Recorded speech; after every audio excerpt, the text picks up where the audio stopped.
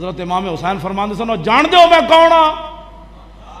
وہ کہہ جی ایک کلے ہو سکنا جی، وہ نہیں جی توبہ توبہ مسیتی بھی کوئی جتیاں نہ وڑ سکنا جی۔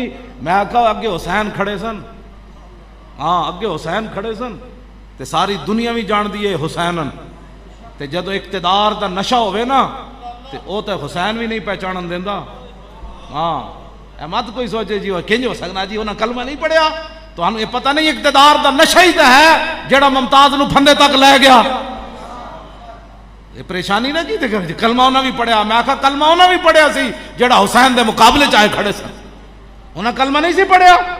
ادھر بھی اذان ہوندی سی، حافظ نے البدایہ والنہایہ لکھیا ادھر امام حسین دے خیمے بھی اذان ہوندی سی، ادھر بھی جماعت امام حسین کراندے سن تے ادھر یزیدی بھی جماعت کراندے سن۔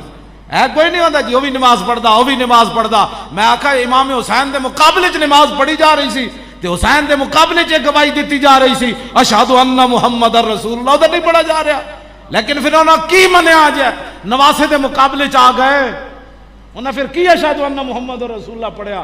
گل انج نہیں ہے کلمہ حضور نو منے ہوئے تو پھر کردار وہی ہوئے جڑا انگریزاں کیتا علم الدین نال، اے پھر کی منیا؟ وہ تو یزیدی بھی لا الہ الا اللہ محمد رسول اللہ پڑھ دے سن، کسی نے بھی نہیں کیا، بلکہ یزید خود جمعے دا خطبہ دیندا سی، جمعے دی تقریر خود یزید کرتا ہوندا سی، حافظ قرآن بھی سی یزید۔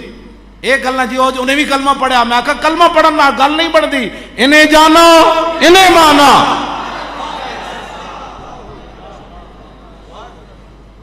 سانو لوگ بڑی تبلیغاں کر رہے ہیں، اس نے بھی کلمہ پڑھا ہے، میں کہا کلمہ تو یزیدیاں بھی پڑھے ہوئے۔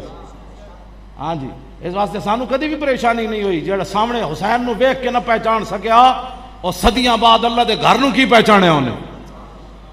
جڑا سامنے ظلم تے اتر آیا، امام زین العابدین نو ویکھ کے ظلم تے اتر آیا، امام علی اکبر نو ویکھ کے ظلم تے اتر آیا، اونو محمد نو ویکھ کے ظلم تے اتر آیا، امام مسلم نو ویکھ کے ظلم تے اتر آیا، اس نسل کو کیڑا بعید ہے کہ مسیطہ تو سبھی کر لا دے۔